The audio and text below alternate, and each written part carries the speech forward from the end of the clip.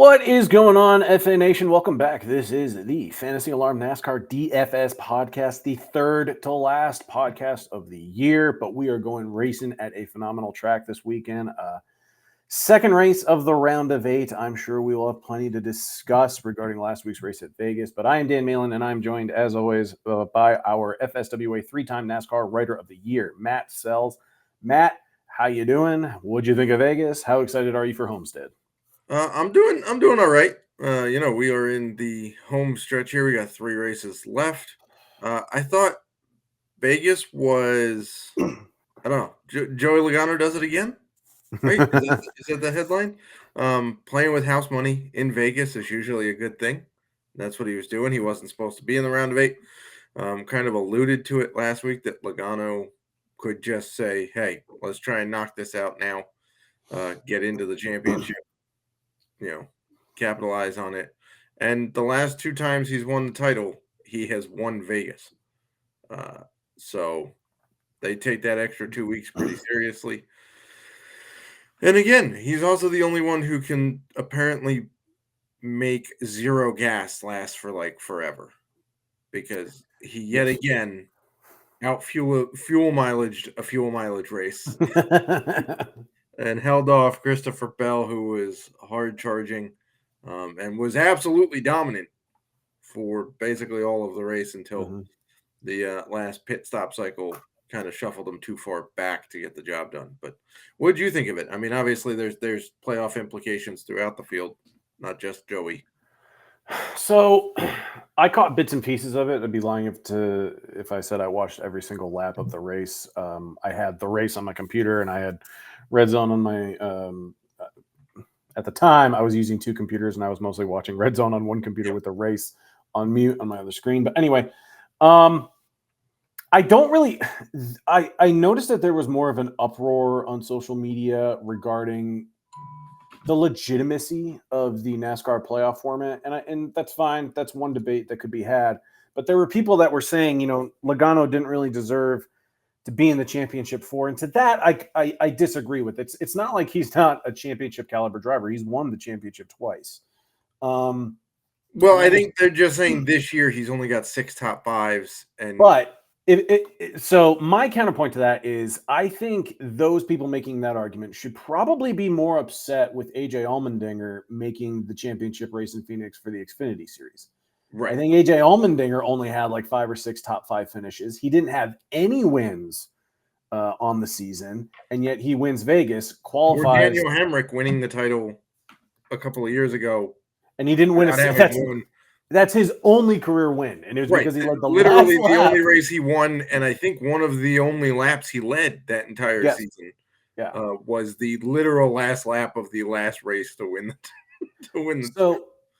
I understand people are going to look specifically at the top 5s, but I mean, at the same time, it's his 3rd win of the year. I get like, yeah, you want a little more consistency, you want a little more upside, but it's not like he just fluked into this win or anything. Like he won, I think it was Gateway. He won a playoff race in Atlanta. Sure, it's a drafting track, but it's a win. He's got as many wins this year as I think William Byron and Denny Hamlin. Sure, they have the better overall resumes, but I'm not going to say like a guy is undeserving of being in there because, he's got the 3 wins on the year. So I'm less bothered by it than most people. And the other thing is that I would say if Hendrick Motorsports had more of an argument and was actually going to submit an appeal to NASCAR regarding Alex Bowman's disqualification, maybe there's more gray area with Logano even being in the round of 8. But they didn't even try to appeal it. They kind of agreed and understood like, hey, it's a DQ. We don't think we're going to win this appeal. So they understood like, yeah, the DQ should stand. So that does put Logano back in. Literally in a 1-week span, he goes from out of the round of 8 to advancing to the championship 4. So I'm all for it. Here's my other question. Are they going to be pissed if Blaney makes it? Because Blaney has 7 DNFs this year. Yeah, probably. Like, NASCAR fans are never satisfied with anything. Well, that's 100% true. That's 100. Like, we've gone over this before where it's like, we want more air under the car. Okay, we get more air, but then people flip. But we don't like the people flipping, so we should stop that. Well, the way to stop it is to stop the air from going under the car. But Yeah. then it doesn't create passing. But then we want, like, yeah. They're never happy. And if Chase Elliott makes it, everybody will be happy because he's the most popular guy, except for the people that hate Chase Elliott because they'll point out that he's got one win, but he's the most consistent driver all season. So, like, any way you cut it, it's just going to come down to who people like and who people don't like and who they think. I mean, I don't think you're going to get any complaints for Larson making it because he's been one of the most dominant drivers Correct. on the year, right? You could kind of make, like, if Byron makes it, he's been dominant for stretches, but he also hasn't, like, led a lap in, I don't know, 3 months. He hasn't really done anything since the spring. I think all 3 of his wins were just front loaded earlier in the year. Exactly. And, Tyler Reddick wins the regular season title, but only because Larson didn't get points in the Coke 600. So if Larson wins the regular season title, then Reddick is out in the Roval. Mm-hmm. And then the Bowman situation, like, can we just enjoy the stuff that's happening on the track and give credit to Logano for making gas last longer than anybody thinks it can? And I think the other thing too is, like, no matter what, when we get to the championship forward, there's always going to be a complaint about, who does deserve to be in there and who doesn't. It's going to happen every year. Like, yes, there is. I remember the year when it was like Kevin Harvick and Denny Hamlin just going back and forth trading wins. Harvick didn't make the championship four. I was upset about it, but eventually, like, I think you even talked me into, like, he did not deserve to be in playoff of anybody in the field. So, like, the win should only carry you so far. I do think it's funny that people are asking if Bobby Allison is in the championship four because they reinstated his win for the 1971 race at Bowman Gray because he was driving a different car and it took him 53 years to figure out that maybe we should just give him credit for winning, which moves him back into solo fourth place for all-time wins. But yeah, I've seen plenty of people going, okay, so it's Logano and Bobby Allison, and now there's only two spots kind of making fun of it. But yeah, now we turn to Homestead. Another mile and a half. We've waited a long time to get Homestead raced on. And it just sucks that it's buried this deep into the schedule. Yeah, it's one of the best tracks on the schedule. Quite frankly, if you race that at 6 times a year, I don't think anybody would complain about that. It's just nearly, I would say Homestead and Kansas are probably the two most perfect NASCAR tracks because they put everything in the driver's hands. Everything is in control for the drivers. My phone apparently doesn't register that my computer also said do not disturb, so it's popping up on. That's all right. Because my Mac and iPhone are not talking to each other right now. I heard Kevin Harvick said that, and I agree with this, and you said it before, that the championship race should be rotated between Kansas, Vegas, and Homestead. I would like to see a fourth track get into that kind of like rotation. Maybe Charlotte, even though it's a little boring. Yeah. Although we haven't gotten a pure, like an all-out great intermediate race at Charlotte in the next gen. But I mean, in general, you do need, like, it has to be. It would be great if they could get Kansas into that rotation, but Kansas isn't really like a destination city in November. It could be if the Chiefs are good. Fair. But like it's so easy to sell Vegas, South Florida. Right. Like, it's easy to sell those cities. Even Phoenix, like, the track is in the middle of nowhere in the desert, but it's still pretty easy to sell people on going to Vegas for a weekend. But if they went to a 3-track rotation with those three, for those three, I'd be happy with that. I'd get a little worn out, and I'm always unhappy when we have to, like, just settle for Phoenix every year. Right, agreed. Especially since they moved it away from Homestead under the guise that it would be a traveling, so that all fans could see the championship race, and you wouldn't just have to go to one track to see it. Well, that's 5 years ago. So when are we moving this thing, man? Yeah. Like. Let, let's move the race. But yeah, Homestead, absolutely fantastic 1.5-mile track. It is the purest oval that we get on the schedule because the straightaways have no bend to them. It's not a tri-oval or a quad oval. It's Correct. literally It is an actual. Yeah. It's like if you kind of stretched out Martinsville or Bristol into 1.5 miles. Not quite that steep. But there's also tire wear involved. It's like 3 grooves, so you can race anywhere, although most people find the speed at the top of the track, which is great because then you bring the wall into play. Run along the wall. Yeah. So it's just a fantastic, fantastic race weekend at Homestead. Looking forward to it. Not looking forward to the schedule, though, because for some cockamamie reason, they have the cup practice at 9:05 a.m. Eastern on Saturday morning. And then qualifying is after that. So instead of just getting to peacefully wake up and get into my day and, have EPL on in the background, no, now I got to multitask at 8 o'clock in the morning. But, we'll have content for you. It's just a minor gripe. I just can we not run? Like, I get that there's a race Saturday at noon. But, can we not just run practice after? I think the concern is that because they have the truck race at noon and then they have the Xfinity race at 4. Now, I think the counterpoint to that would just be like, you have the truck race run at noon. It's probably over by 2:30, 3 o'clock. And then from there, you can do cup practice and qualifying and then just run the Xfinity Series race later in the evening, which I think the track does have lights. So it does, because it's had the championship race. The Cup Championship would end at night. Like, there are nighttime pictures on the track and running under the lights to finish the Cup Championship race. So it definitely has lights. That's not a question for Bob Pockris. I'll tell you right now, it has lights.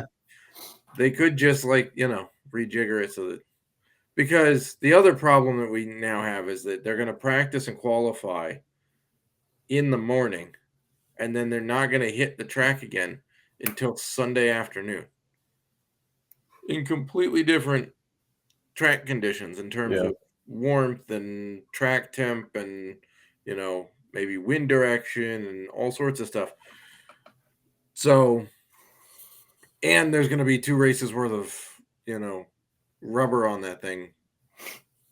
So it's not even going to be it's not a like for like deal. So if you ran it, if you practiced and qualified Saturday afternoon after, say, the truck race, then you practice and qualify with 1 race of rubber, and then you lay down rubber, and then you have the Xfinity race. So it's just 1 extra, it's more like for like situation. But I digress. Either way, I mean, I think we know who's going to be good here, generally speaking. I felt that way for Vegas too, and it didn't happen. That's true. Although I did, in the betting piece, have Logano at plus 1,600 to win it. Hit some nice props. I think I missed the top 10. This is the second week in a row I've missed a prop by 1 spot. Ooh. I think I had Kyle Busch top 10. I think he finished 11th. And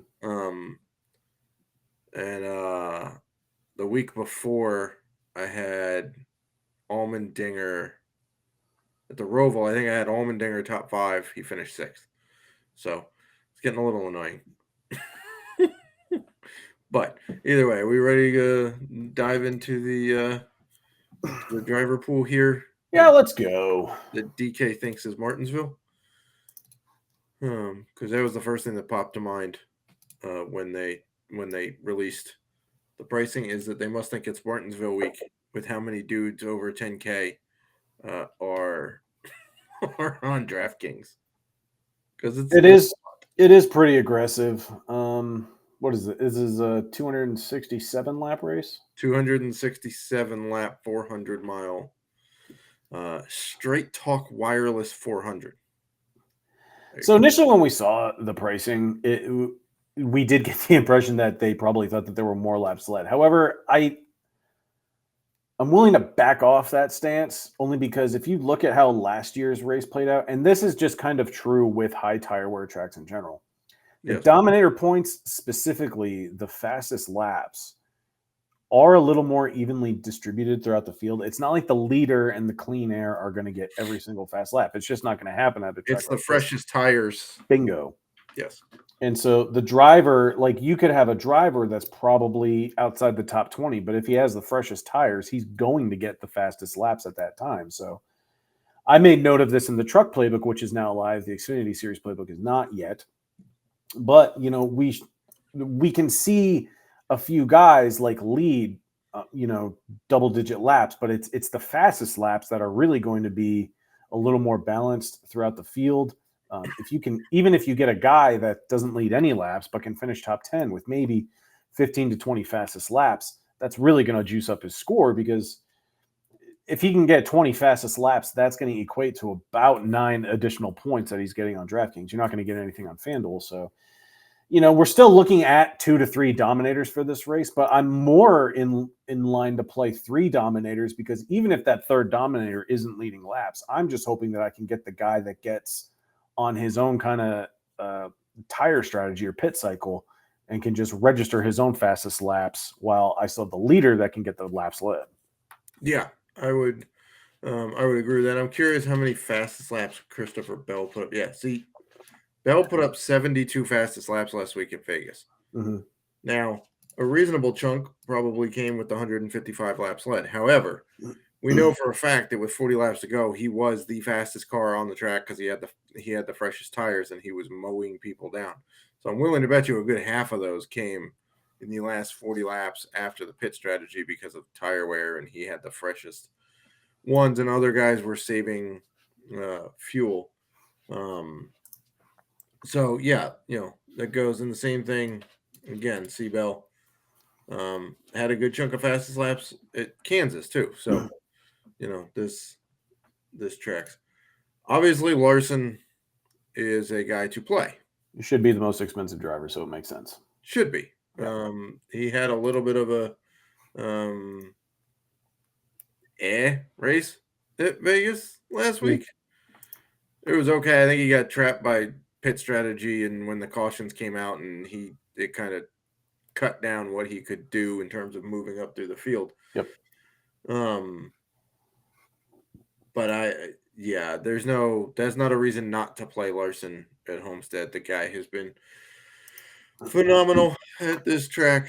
It's just tailor-made to do it for his style of racing. He loves running the higher line along the wall, and the same is said for Tyler Reddick. Like, their driving style is just very similar. So it's no surprise why those two are priced up. They will be aggressive. They will drive along the wall. They will have the momentum coming out of the corner. So two easy plays. Larson in the 3 next gen races here is finished 4th, 1st, and then he finished 34th last year because he crashed. But he still got a ton of dominator points. Yeah, he led 96 laps, and then he blew a tire running up by the wall on lap 214, and that ended his day. But he started 5th, was 1st, led 96 laps, and still had like 41 dominator points.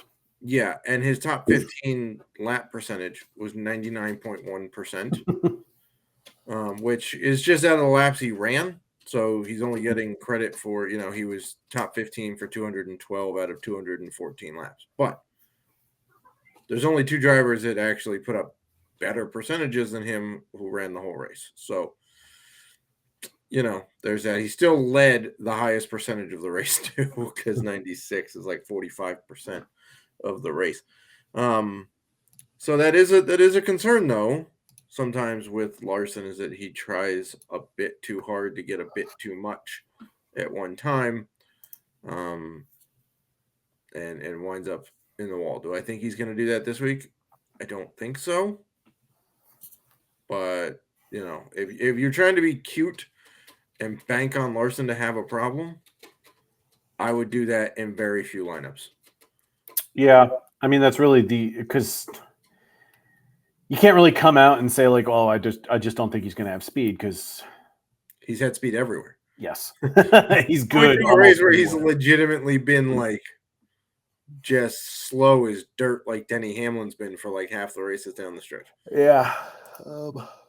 So, but yeah, I'm with you. Tyler Reddick has a very similar driving style. There, I do think C. Bell is again in play this week. He won here last year. Yep. Setup can be pretty close to what they had in Vegas, where he was clearly the best car. And he was really fast at Kansas. He's been really good at intermediate tracks. Not to mention the dirt racing background at high wear tire tracks. Yeah. High tire wear tracks like this really comes in handy because they know where to find speed when their cars are super loose and they have zero grip. Do you think that he might just be not necessarily he doesn't need to be as aggressive? Like he knows that he has a pretty good shot to still point his way in. Simply because he's 42 points to the good. Yes. He's not as desperate. Like Tyler Reddick is 30 points below the cut line, I believe. And so Yes. Reddick really needs a get and or a win, whereas Bell, even if he's not leading laps or anything, he's probably just content with a top 5. Yeah, by the way, here they came into Vegas, the top 8 outside of Logano were separated by like 15 total points. And now you've got Denny Hamlin is the guy who's just outside the cutoff in 5th. He's 27 points behind Logano. Or behind Byron, sorry. Reddick is 30 points out. Blaney's 47 out. Chase Elliott's 53 points out. So we're starting to get to the point where it's must wins for Blaney and Chase. I think Reddick and Hamlin can still, if they have 2 solid races, get stage points. They could potentially point their way in. Especially if like Larson has a problem and gets into the wall and has a rough day. Could see that for sure. Did Byron run really well here? He does have a win here from 2021. Yeah. Led 102 laps with 33 fastest laps. Started, he put up a monster score. Started P31 and won it. Now, mind you, this was, I believe, a spring race. This was in February of 2021. Yeah. Yes. So Byron started P31, led 100 laps. Tyler Reddick started P35 and finished second, but only had 1 fastest lap. Yeah, I'm pretty sure those guys had the fastest cars in practice and then had to start towards the back because of unapproved adjustments. But yeah, I mean, anybody that's over 10K is playable. I feel the least strong about Blaney this week. Probably. Just because it's an okay track for him, but not a dominating track for him. And he's coming off a very rough Vegas race. Who do you like in the 9K range? I hate to say it. There aren't like many great options here. I don't hate Martin Truex Jr. I don't either. Yeah, I mean, I want like a week where I absolutely know I don't need to or want to play MTJ, but he had speed, a lot of speed in practice last week at Vegas. And he had speed at Kansas. Yeah. And he's in his throwback championship paint scheme this week.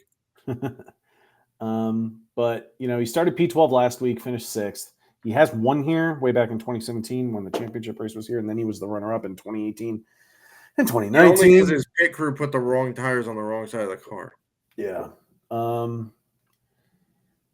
I don't know. Maybe he's finding a little more juice. There were times earlier in the year where it felt like he just wanted to get to the end of the year and he had mailed it in, but maybe it's sinking in that he only has 3 races left as a full-time Cup Series driver. I don't think he even has expressed any interest in doing like a part-time schedule or a couple one-off races. So I think he does have plans for the Daytona 500 next year, but okay. He'll be in a third 2311 car if I don't know how that works, but whatever. But yeah, I agree with you. I think he's kind of jazzed up right now to try to leave with the best taste in his mouth. This is a track he's done well at before. Obviously won the title. Probably should have won the second title because, by the way, talking about Logano backing into things, he was handed his first title when Truex's pit crew put the wrong tires on Truex's car. But coming down the stretch here at intermediates, Truex has had a lot of speed. He's run pretty well in terms of a finish position standpoint at Kansas and Vegas. He's put up some fastest laps in each of those. I don't know that we're going to see him run out front and straight up dominate a race, but him finishing top 10, getting a chunk of fastest laps, I think is perfectly plausible, and at 9K, perfectly fine. Yeah. I quite like Chastain this week too. I do too. The car looked good last week too. Like it wasn't bad by any means. Started 7th, finished 7th, had 8 fastest laps. Like it was kind of a ho-hum day. The car was definitely better in practice, I believe. And he won at Kansas. I know that's going to be a talking point for you because he also led 50 plus laps there. And plus he's not afraid to be a non-playoff driver and win a playoff race. Correct. He did win the title last year. And in the last 4 straight comparable tracks to Homestead, Chastain's finished 8th or better in all of them. Nice. Also 11th in the 5th one, so that's not too bad either. So when you go back to 2023 and this year, there are 18 similar races we're looking at. Chastain is tied with Denny Hamlin in terms of average finish for 3rd best in the field. The only 2 better are Seabell and Byron. Chastain has the 2nd most top 5s in that span. Third most at 8. And like 3rd most top 10s with 10. So he's always a guy who is in play at these tracks. May not, again, a win helps him with his career, doesn't put him into the championship because obviously no longer in the playoffs. But yeah, those guys, I don't know what to do about like Kyle Busch or Keselowski or Ty Gibbs or Bowman. I do like Ty Gibbs strictly from a pricing perspective. Aside from Daytona, this is the cheapest he's been in a while. For a non-drafting track, this is the cheapest it looks like he's been. Good God. The car was good to start, and then it just got progressively worse. Yeah, and like the results haven't been great, and we even touched on this, I think, a week or 2 ago. I don't know if he's necessarily burnt out from the year, which is odd because like this isn't his first full-time season. We all thought he would get a win this year. I think there's a little bit of a shift happening at JGR in terms of where resources and attention are going because, you've got 2 guys there who are in the playoffs with a shot, with a shot at the title, and he's not one of them. 8,200 though. I still like the price tag. I don't think he has multiple paths to like getting to 5x value, which I think he can certainly do. But I do like Bubba Wallace this week. I do too. It's an intermediate. This tends to be his strong suit. Yeah. We saw him run he ran well at both Kansas and Vegas. Kansas was the 17th, but I don't think that really shows what the car actually was doing for most of the day. He did finish 12th at Vegas. A year ago in this race, he started P2, finished 6th, though he went backwards, but he led 9 laps with 5 fastest laps.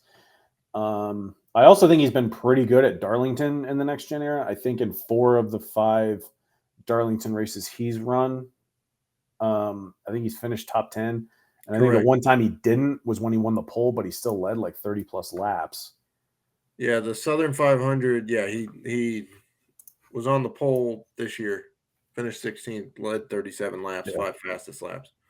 So yeah, I think he's kind of a guy who not a lot of people are going to pay attention to this week. He just continues to be solid at intermediates and tire wear. tire wear tracks tend to be pretty decent for him right now. Yep.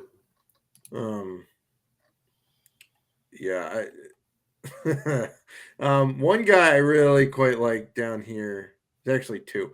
Allmendinger and Suarez. Oh, I just swore. Sorry. Oh, you're good. No, I'm on board with Allmendinger. Because obviously 2 races he's run here have been really good. He's going to get more track time because he'll be in the Xfinity race. And yes, he doesn't need to worry about the Xfinity race. Correct. Like he's locked in for Phoenix. He doesn't need to really care too much for the Xfinity series for Homestead and Martinsville. Now, mind you, he is in the Cup race. So all he really had, like he's not racing for points in this race. He's racing for a win and a good finish. Right. And that's exactly what he's done the last 2 times he ran the Cup And series. also, by the way, he's racing for feel of the car because he's going to be in this car full time next year. Yep. So he knows what he needs at this track.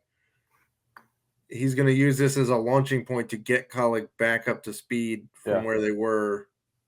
You know, they've been fast, just not this year. So I think he's a guy who is really quite interesting. I know he hasn't done a ton of intermediates in the Cup Series this year, but this is a track where he's specifically chosen to race. And I think it's for reasons we just stated. The last 2 next-gen races here have been really quite good for Allmendinger. So what was your read on Suarez? He was really fast last week. Okay.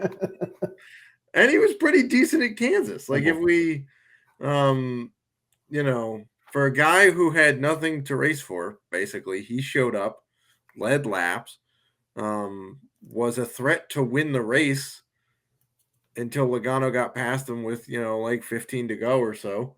And then Bell tracked him down because the tires were just better at that point.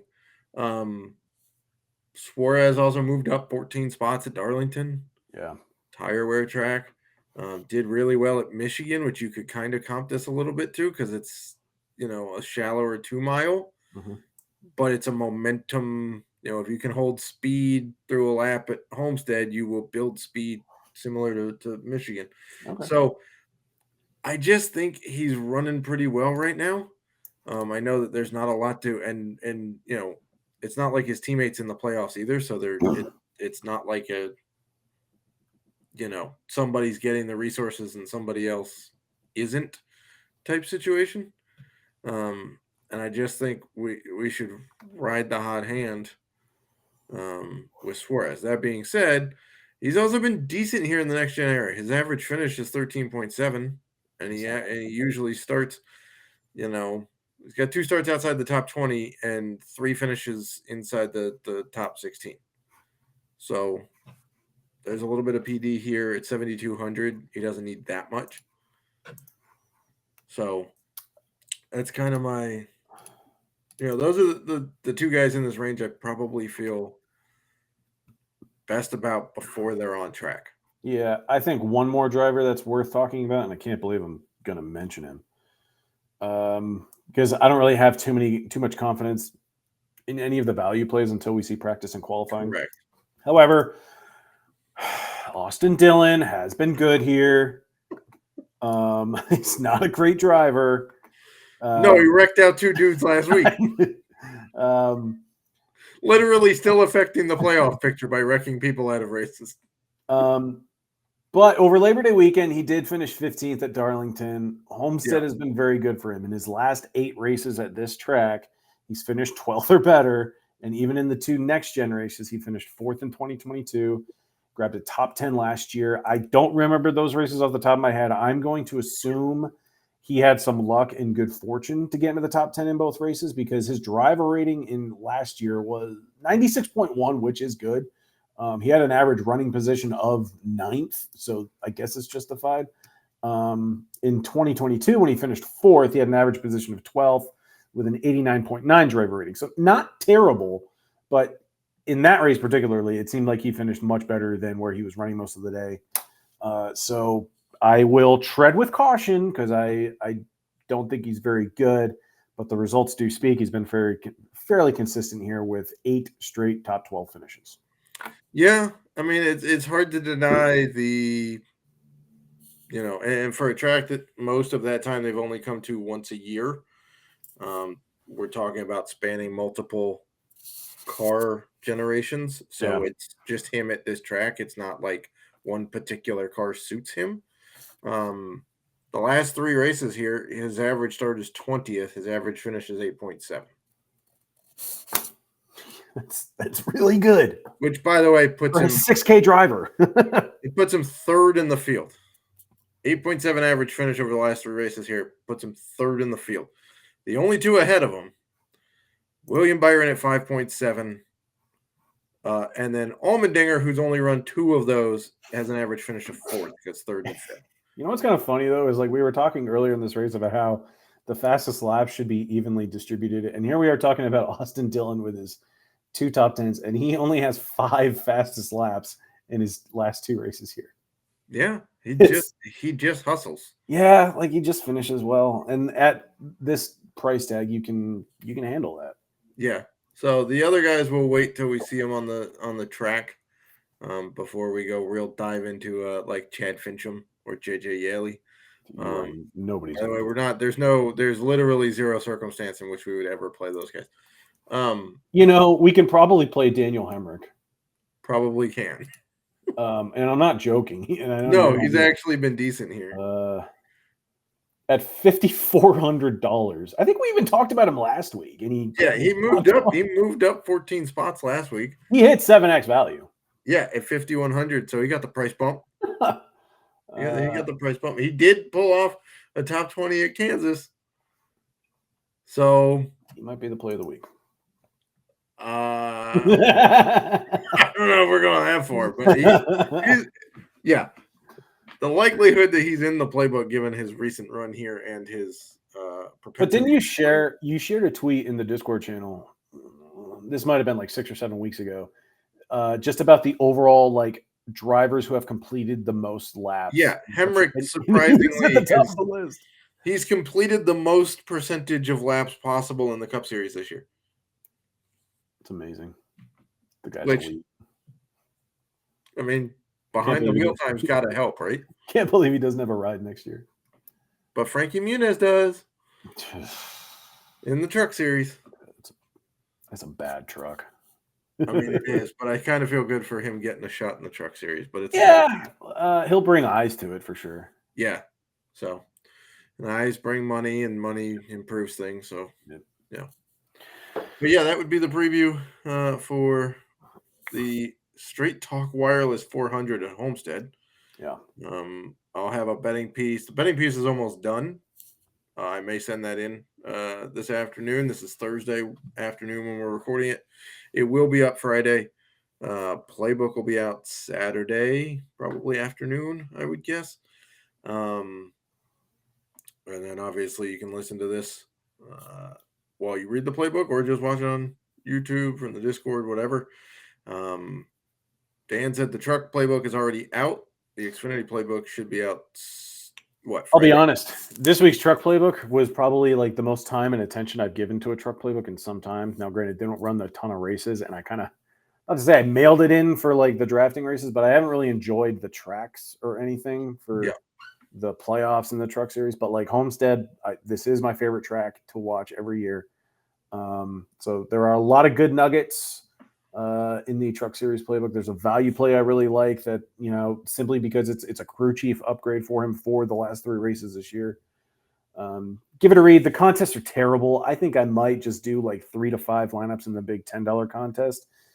Hope I take home 10 grand, but yeah, contests aren't great, but I put in a good amount of time even for the Truck Series playbook, and I know all of 7 of you will read it. Well, hopefully we get more views than that. But yeah, I mean, there's no real contest worth playing on DraftKings for the Truck Series aside from the big $10 contest. Like even the $1.20 max, I think it's just like 300 to first now. It's sad. Yeah, it's not great for cups for Cup either compared to where it's been. Obviously, NFL eats everything. Yep. But yeah, that's the then we'll have projections out Sunday morning. And we'll see who else locks their way into, or if anybody does lock their way into Phoenix But yeah, if we go to Martinsville with 7 spots on the line, that could be electric. Spicy. Well, Matt, thank you so much for your time. Best of luck to you this weekend for Homestead, and best of luck to the FA Nation. Best of luck, FA Nation.